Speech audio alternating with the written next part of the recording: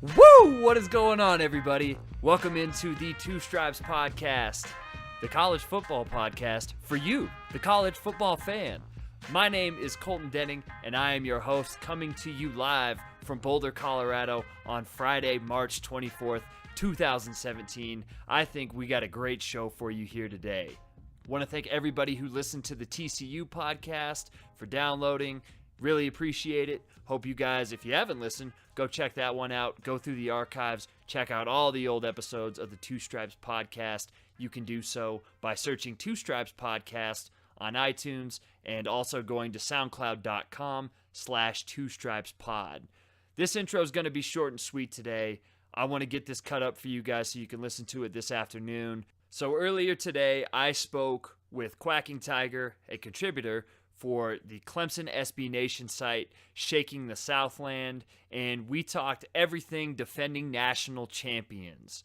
We talked about replacing all of the production from Deshaun Watson, Artavis Scott, Mike Williams, everybody that's going to the NFL, why Clemson's defense may have to carry a little bit of the load to start the season with the tough schedule that Clemson has.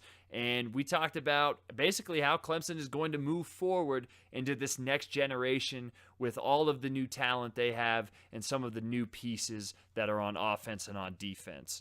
We also talked about the way that Clemson's recruiting right now, kind of their roster management, and why their recruiting classes have been smaller than what you would expect from a very elite program, especially one that now has won a national championship, and talked about a little program management and other things off of the football field that I think you guys will enjoy, stuff that normally, you know, if you're not a Clemson fan, you wouldn't really know this stuff. So I think that he gave a lot of really good insight onto the things happening in Clemson's program, not only on the field, but off the field as well. So no bullshit. Let's get right into it. Here is Quacking Tiger from Shaking the Southland.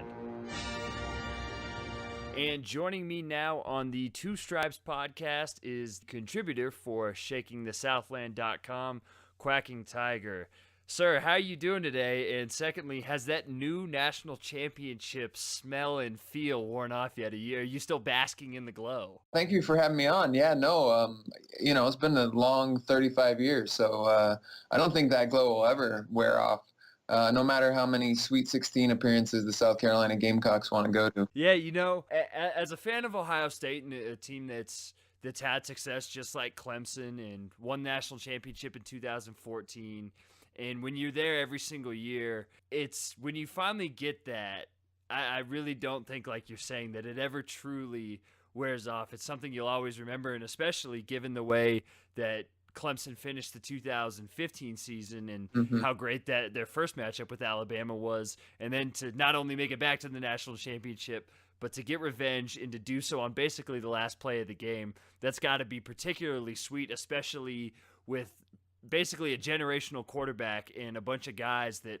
really rose Clemson up to national prominence. Absolutely. You know, I mean, Clemson is not a blue blood program, right? And so a lot of, I think, college football fans don't really understand how meaningful this is for diehard Clemson fans who have been there through thick and thin, through, Tommy West, through Tommy Bowden, Ken Hatfield, right? It's just, it's been a long time coming. So, when you're a blue blood and you kind of are in it every, 3 or 4 years or whatever, it's different than, kind of organic team doing it for the first time in 35 years. So it's definitely sweet that way. Before we get into the 2017 team, fans of college football from outside see guys like C.J. Spiller, who had a really awesome career at Clemson. For my money, got screwed out of that Heisman back in the day.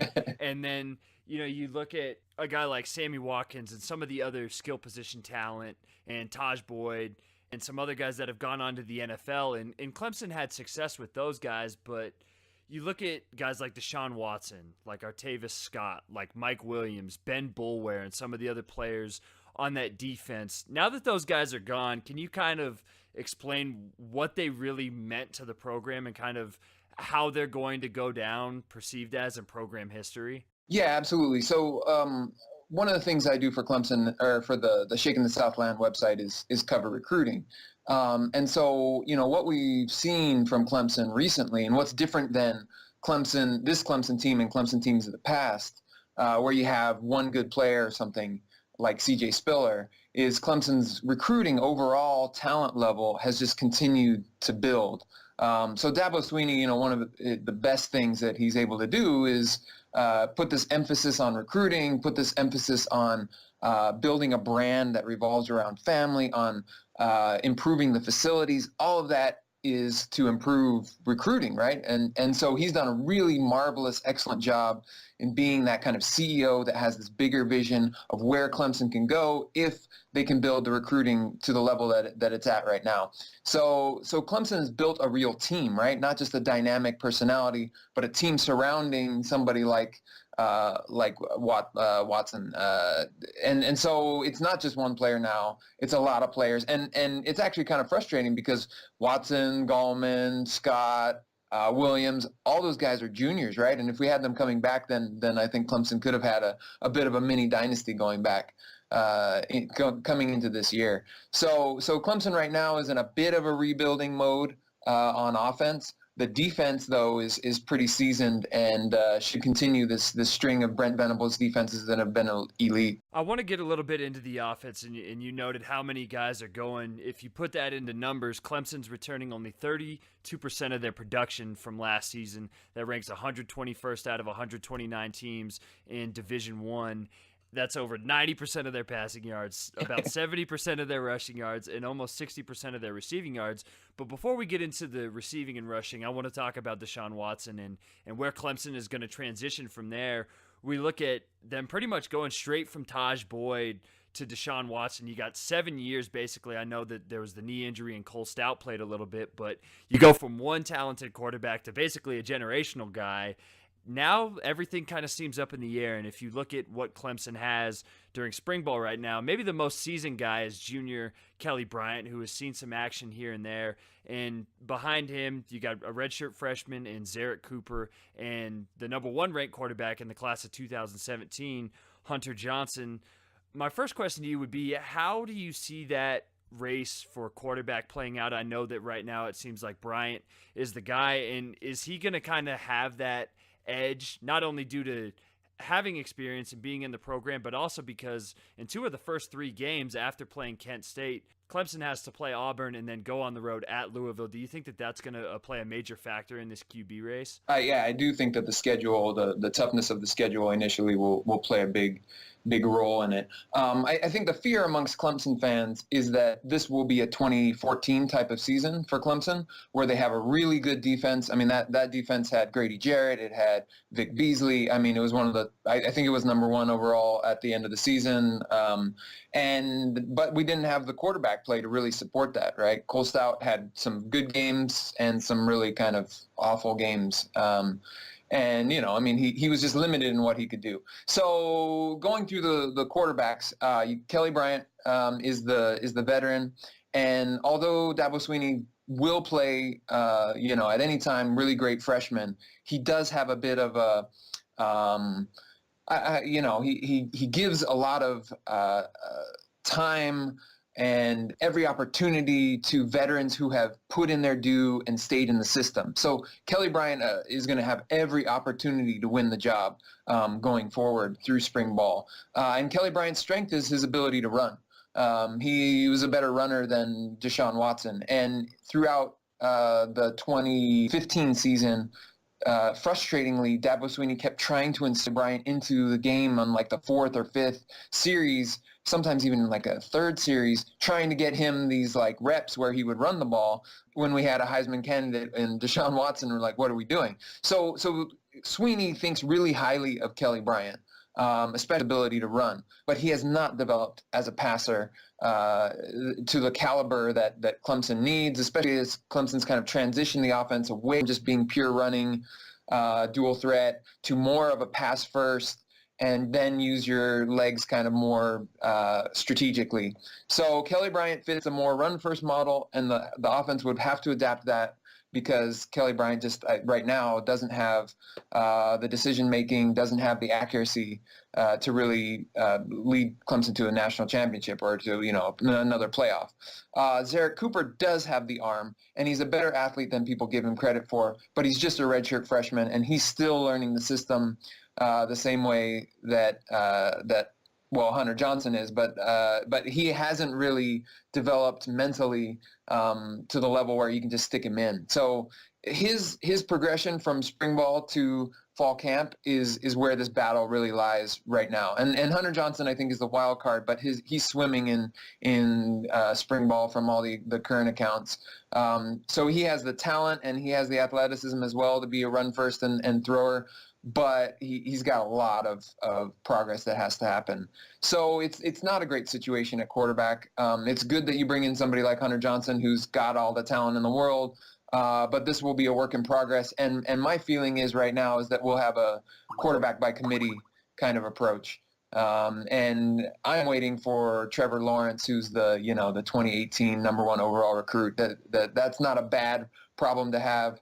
At quarterback moving forward at Clemson. Well, and regardless of whoever wins that job, there's going to be some new guys to throw to. Clemson losing 3 of its top 4 targets from last year in Mike Williams, Octavius Scott, and Jordan Leggett. But for the last 5 years, it seemed like whenever Clemson had a star receiver and then loses one, another one pops up, another 6'2", 6'3" guy that can outjump every single DB and burn somebody's elite secondary like Virginia Tech on those little bubble screens and go 50 or 60 yards is always right there. Now that another wave of wide receiver and tight end talent is leaving the program, who are some names to look out for this spring? And is there another star that you think is going to come out of that group? Is it a guy like Deion Kane or Ray McCloud? Yeah, Clemson's good at wide receiver. There won't be a huge drop-off in talent at wide receiver. When you have Mike Williams, you just throw the ball up to him and everything's good. So there will be some adjustment. But Deion Kane, he had more touchdown receptions than Mike Williams for most of the season last year. And Ray McCloud is, every bit as dynamic if he can hold on to the ball as any other person on the entire roster. He makes, 3-yard catches into, 8-yard catches. That's his agility in the open field. That's his strength. And then you still have Hunter Renfrow coming back. And you have guys in the wings who are really highly rated recruits like Cornell Powell, for example, who is going to step into that 2 spot. And really didn't catch many balls last year just because there wasn't that much, that many receptions to go around when you have that many good wide receivers. Trevion Thompson has just had a steady career where he just catches, backup role, but he catches balls and he's good. And then you got some really young, interesting talent. Deandre Overton is a 6'4", 6'5" tall guy who's got to kind of develop physically, but he's a possibility. TJ Chase is another highly rated recruit who redshirted last year. And then we bring in the exact duplicates of who we lost. T. Higgins is a future star who I think is the number 1 overall wide receiver coming out of this class. He will be amazing, 5-star talent. And then Amari Rogers is exactly like Artavis Scott in that he has this compact body, kind of played running back and then transitioned to wide receiver, really great hands, catches the ball. He's shorter, but he has a good vertical, and he's an underrated recruit that I think will surprise a lot of people. So, you look at that wide receiver group and, it's probably the envy of most programs across the nation. So, don't feel sad for Clemson for their wide receiver core. Clemson's also replacing running back Wayne Gulman, a guy who I thought was maybe one of the most underappreciated skill position players throughout all of college football the last couple of seasons. And it seems like former 4-star recruit, top 30 player in the 2016 class, Tavy and Feaster, is going to be that guy based on the buzz around spring. He's a guy that set, I want to say, the 200-meter record in South Carolina in high school. He didn't make quite as big of an impact as maybe people thought in his freshman season. What's the status on him going into his sophomore year? Is he expected to be that guy, and what is his ceiling in this offense? Yeah, and I should say too that the big loss for Clemson with wide receivers and tight ends is Jordan Leggett. Clemson will not replace Jordan Leggett or his kind of key catches down the stretch. They've got some good pieces: Garrett Williams, Mylan Richard. Those guys will try to step up, but there'll be a drop off there, and I think there'll be a drop off at running back as well because Wayne Gallman was so good at making something out of nothing and just pounding away up the A gap when Clemson's offensive line couldn't push people off the ball. Like Clemson's offensive line has never been good at pushing people off the ball in the past 10 years for crying out loud. So the current running backs are going to be aided by a offensive line that's largely coming back, where we just lose Jay Guillermo at center, which is a big loss, but everybody else is coming back. So hopefully the running backs by committee, I mean, that's what it's going to be, a running back by committee kind of approach, will be able to not have that big of a drop-off. What Feaster gives you is this insane explosiveness and speed, like you were saying, also the ability to catch the ball out of the backfield. He just needs to kind of mentally get everything together as well, protections and making the right reads and all those kinds of things that come along with it. CJ Fuller, he had a great season last year, caught some really great balls on wheel routes, right, that were kind of key, timely catches. And Adam Choice is a guy who came back from an ACL last year and wasn't really, I don't think, 100%. And so he should progress, and those guys should get a little bit better. But, yeah, absolutely, there's going to be a drop-off after Gulman. You mentioned how Clemson's offensive line hasn't really historically gotten a push. Where they have gotten a push is on the defensive line, especially last year. And if you look at their defense as a whole this season, they returned 7 starters, but the 4 starters they lose were pretty big contributors to what they've done over the last 3 or 4 seasons. So who are some names to look out for in 2017 to replace guys like Ben Boulware, Jadar Johnson, Cordrea Tankersley, and Carlos Watkins, and kind of replace that production? Yeah, I don't think that the front 7 is really going to miss a step, because you've got Christian Wilkins, who was out of place playing a defensive end, who's going to move into that 3-tech spot. So you're lining up Christian Wilkins and Dexter Lawrence. So that's the best combination in the entire country as far. That's a bad man. I mean, Dexter Lawrence is a man. I mean, that's Woo. Good, yeah. And backing them up, you got really good guys in Albert Huggins and Niles Pinckney, and we lost Scott Pagano. It's like, wow. I mean, the riches at defensive tackle that we've had. And then you got Cleveland Farrell, right, who at defensive end, pretty good, and we hope he doesn't go to the NFL early. And then Austin Bryant, who is a guy who split time with Christian Wilkins, but he injured his foot. It's one of those like 5th metatarsal injuries to your foot that's, can be really hard to come back from. So he didn't really round it into form, I don't think, and he should have a bit of a breakout year. So you got Bryant and Farrell, and then some really interesting talent in Richard Yergin, who's played a bunch, and Xavier Kelly as a interesting freshman moving in. So I don't think at defensive end you're going to have too big of a drop-off from what the production that you got last year. And then at linebacker, you miss Ben Boulware, but you replace him with 5-star talent in Trey Lamar and Shaq Smith, who are 2 highly 5-star rated recruits in the 2016 class. So, Boulware was great, and he did his job, and I would never criticize Ben Boulware, right, because he'll get on Twitter and blow me up or something like that. But Boulware was limited in some of the things he could do, right, in coverage. And so I think you'll see this year that Clemson plays, Kendall Joseph will play, of course, and he should be the same kind of steadying influence. But you'll see another linebacker and Dorian O'Daniel playing an even bigger role, who is kind of a Sam hybrid nickel spot.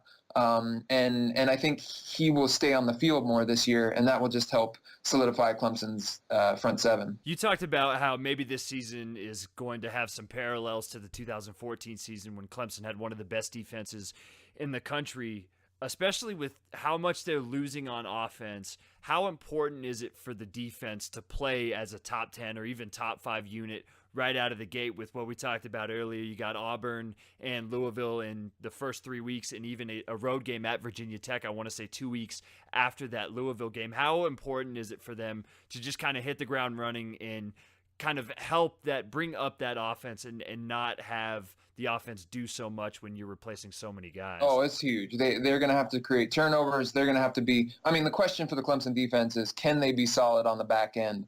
And losing Tankersley is a big loss. So that's the one position that Clemson will have to have somebody step up at cornerback. They've got options. They've got, a kind of host of guys that they used last year. Ryan Carter will be there. Mark Fields will be there. Marcus Edmond, the guy who seemed to step up in every major big moment with that NC State interception and the Louisville tackle. And young talent like Trayvon Mullen and Kayvon Wallace who will be there. But they're going to have to replace that at cornerback, and safety has got to continue to improve. They're moving Van Smith from the free safety spot to the strong safety spot to replace Jadar Johnson. And then you got guys like Tanner Muse. And beyond that, though, you got not much depth. Denzel Johnson, who hasn't played hardly at all. Maybe A.J. Terrell moves there, a highly rated recruit from Georgia. So, you're thin if you have any of those injuries on the back end. And that's where I think Clemson's defense, it'll make or break Clemson's defense. They must be better on the back end. And that's why Clemson, we don't really talk about hiring, right, of coaches very much in projecting into the next season. But Clemson went ahead and hired Mickey Kahn, who's a former Grayson High School coach in Georgia, as the safeties coach. So now we have two coaches on the secondary, one coaching the cornerbacks and one coaching the safeties. And I think that was done on purpose because we have to improve there for next season. When I was doing research for this, something that I found really interesting that you and others on Shaking the Southland have kind of written about as the offseason has gone on is the size of recruiting classes and roster management. Yeah. You look at the 2016 class, Clemson signs 21 kids, and then last year's class, a really small class at only 14 kids, but a high star rating for most of those players. And you can typically expect that you win a national championship, you get the bump at the year after. So the 2018 class is where you can expect that, high level, lot of talent class for Clemson. But from what I read, it looks like they're not going to have a ton of room, at least as it stands right now. Is this a thing? And how worried are Clemson fans that they're only going to be able to sign a 12-player class after winning the national championship? Yeah, so, I mean, this is the dead horse that I continually beat, and everybody, it's like, oh, get over it already. But it's a really important point. Dabo Swinney has his culture and has his way of doing it, and it got him to his national championship, so who am I to criticize it? But he does not run players off, and they give every chance for a player to graduate. They kind of feel like if they recruited someone that they're in a contract with them. So, I could go through the roster and tell you 5 guys right now who I would immediately help to go somewhere else, right? If I can put that in a more politically correct. And there's a lot of players on the current roster that are close to the Clemson program, if I can also kind of say that in a nice way, that maybe won't help the team on the field, but they help with the culture and they help with the locker room and those kinds of things that are supposedly really important. So Clemson does not recruit classes that are huge every single year. They have smaller numbers than most programs. And next year's class is going to be very small as well. I would be right now, I'm hoping that it will get to 15 or 16, right? That's the kind of level of attrition that we don't have at Clemson, right? That was poorly stated, but yeah, we're hoping that we'll get to 15. And it is a shame, right? Right now, we just won the national championship. We just opened Dabo Land, right? Our new recruiting facility. That's just state of the art, all the bells and whistles. They did an excellent job with it. I'm amazed at how good of a facility that it is at the price that it cost. But yeah, Clemson won't. The only solace that we can find is that our per star average is ridiculous, right? And it's right there in the top 5. So we will have the same amount of talent, but we probably will not have the depth of talent of other high quality teams. But we're bringing in Trevor Lawrence, right? The number 1 rated quarterback in 2018. We're in it for the top running back, even though we've slipped with Georgia. We're in it for the top defensive end, a couple of defensive ends, and Xavier Thomas, XT at IMG, and KJ Henry, and Parsons is coming to campus for a visit. And the number one offensive lineman, who you guys will definitely land, but I'm glad that he's at least coming for a visit because he's just amazing on film, destroying people, is coming for a visit, right? So Clemson's getting talent on campus, and we will have a good recruiting class, but it won't be as big as other classes. So we have to hit on everybody is basically what I'm saying. So it's a dangerous game we play. I'm curious to get your thoughts on this because I've heard a couple of college football personalities, be really excited for Clemson, and you mentioned how they're not your historical blue blood type of college football program. And I think it's easy to look at them and say, well, they won the national championship not only because they had talent, but because they had Deshaun Watson, kid who's going to be a first-round pick, and guys like that just don't come around often. Do you think that with the way that Clemson's recruited and going to back-to-back national championships, winning last seasons, do you think that, not that they've asserted themselves into that blue blood category, but the knock on Clemson was, hey, they can never get over the hump. Do you think that they finally put themselves up into that category of, hey, maybe they're not going to win a national championship twice every 5 years, but they're going to be in the discussion? Yeah, absolutely. I think so. No Clemson fan should ever claim to be a blue blood or anything like that. But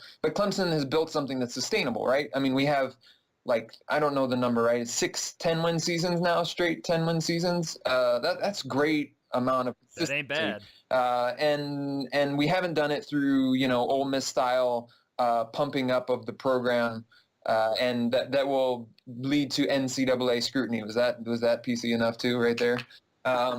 So absolutely. Clemson's built something. We have the facilities in place. We have the commitment in terms of, coaching stability, more coaching stability on our coaching staff. I mean, this is the first time that we lost a couple of coaches in a really long time. So, the culture is there. People like it. Brent Venables seems to be happy where he's at, and we hope that he's extremely happy and stays. We're recruiting his son, who has committed in the 2018 class, so hopefully he'll stick around. And our experiment with Tony Elliott and Jeff Scott being the offensive coordinator has been one of the bright spots of the past couple of years that we've been able to transition Chad Morris. So it wasn't just Chad Morris bringing his offense. It's this whole kind of total package, right, that we've been able to construct. So yeah, absolutely. We won the national championship because of Deshaun Watson and Mike Williams, but also because of Dexter Lawrence and Christian Wilkins. So, there's enough talent and depth there that I think that will maintain our position as, a 10-win program, right? Next year, I don't think that we'll be in the playoff. That would be a surprise just because we don't have the quarterback play. But we also have recruited, the number one quarterback in Hunter Johnson and Trevor Lawrence the next year. So we're filling in those spots with quality talent. So getting into 2017, we talked about kind of the rough start, road games at Virginia Tech, obviously have to play that annual game versus Florida State, and then kind of what's seeming to be like a trendy pick to be a sneakily good team this season at South Carolina at the end of the year. I don't know how I feel about that, but what are the expectations for 2017 from Clemson's fans? Well, I will predict that South Carolina will not be the sneaky good team.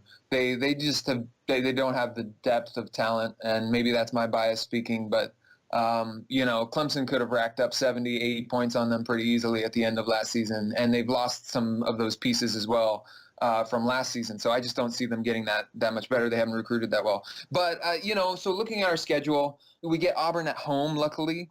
That at Louisville game is going to be killer.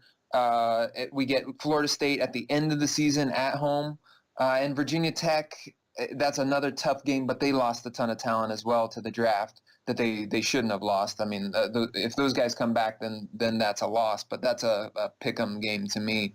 So it's a tough schedule, but there's some, it's kind of manageable if Clemson can get over some of those early roadblocks, especially the Auburn game with their new quarterback coming in, who I think is going to be really good in that offense. So there's hope for optimism next year, but I don't think any Clemson fan should expect going back to the playoff. Final question, and then I'll get you out of here. What do you think would be a successful season for Clemson in 2017? Oh man, that's really difficult because you go to 2 national championships and you're just like, oh, this is what it's like. Oh, this is awesome. We don't want to stop doing this, right?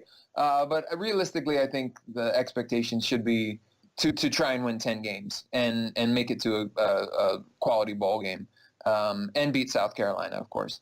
So, if you can beat South Carolina, if you can win 10 games, then you're well positioned for 2018 with a still, a pretty young team that Clemson has. I mean, every team seems to claim that it's a young team in college football these days, but Clemson will be more experienced if they can keep Christian Wilkins has probably gone to the draft. If they can keep somebody like Cleveland Farrell for next year, then the defensive line will still be strong. The offensive line should still be strong, and you'd have a more experienced quarterback that's coming back, or you get Trevor Lawrence, who I think will be the next big star. So, those are the expectations. Field a really good defense, try to make it work on offense, and see what happens. Clemson's certainly here to stay. Going to be a lot of fun watching all the new players coming in, and as well as the defense. And like we said, Dexter Lawrence, that is one bad human being at defensive tackle. Want to thank Quacking Tiger for joining the Two Stripes podcast. If you want to find any of his work, you can do so on Twitter at Quacking Tiger. You can find his work at shakingthesouthland.com. You can find them on Twitter at STSouthland. And if you want to listen to any of their audio work, and I know that you hop on their podcast every once in a while, you can do so by checking out the Clemson Podcast, and you can find them at soundcloud.com/Clemson Podcast, or you can go on iTunes and search Clemson Podcast and find all that good stuff there. Mr. Quacking Tiger, I appreciate you joining the show, man. You got me fired up for Clemson football, and they kicked Ohio State's ass, and I'm still loving it, man. Thank you for joining the show. Thank you. And I'm not a confused Oregon Duck fan. It's actually Quacking Tiger refers to when Dabo Swinney called the internets a bunch of quacking ducks, so I was a quacking tiger. So that gives you some explanation. I feel like he's not wrong. Yeah, you're right. All right, thanks for joining the show, man. I really appreciate it. Thank you. 6 seconds left, 1st and goal at the 2. Empty backfield. Watson goes shotgun. Ball on the left hash, wide side of the field to the right. Watson takes a snap, rolls right, looks into the end zone. Hunter Renfrow caught it! Touchdown! Touchdown! Touchdown! With a second left, Watson hits Renfrow, and Clemson grabs a 34-31 lead. Like I said, man, fired up. Real fired up. And I shouldn't be that way after the ass whooping that Clemson dished out to Ohio State. But always a program that I've enjoyed watching from afar, and it was cool to see them get over that hump and win a national championship and establish themselves now as one of the elite programs in college football. Big shout out to Quacking Tiger for joining the show. Once again, be sure to check out all of his work. I say this about every guest that comes on this show, but I mean it every single time. I wouldn't have him on the show if they didn't provide great insight, and I didn't think it was worth your time to go check out their work. But particularly in his case, be sure to check it out on Twitter at Quacking Tiger, and all of his stuff at Shaking the Southland. Follow them on Twitter at STSouthland, and listen to the Clemson Podcast, soundcloud.com/Clemson Podcast, or search Clemson Podcast on iTunes. I want to get this episode out to you guys as soon as I possibly can, so that's going to wrap up the show for this week. I will be back next week with another episode of the Two Stripes Podcast. Don't know which team we're going to talk about yet, but hopefully it's as good as this episode was, and I hope that you guys really enjoyed it. If you did, be sure to go on iTunes, subscribe to the podcast, search Two Stripes Podcast, leave any sort of review, star rating, feedback, anything that you can leave me to help make this show better. And then also go to soundcloud.com/2stripespod. That'll do it for this week's show. I hope everybody out there has a great and safe weekend. My name is Colton Denning, and this has been the Two Stripes Podcast.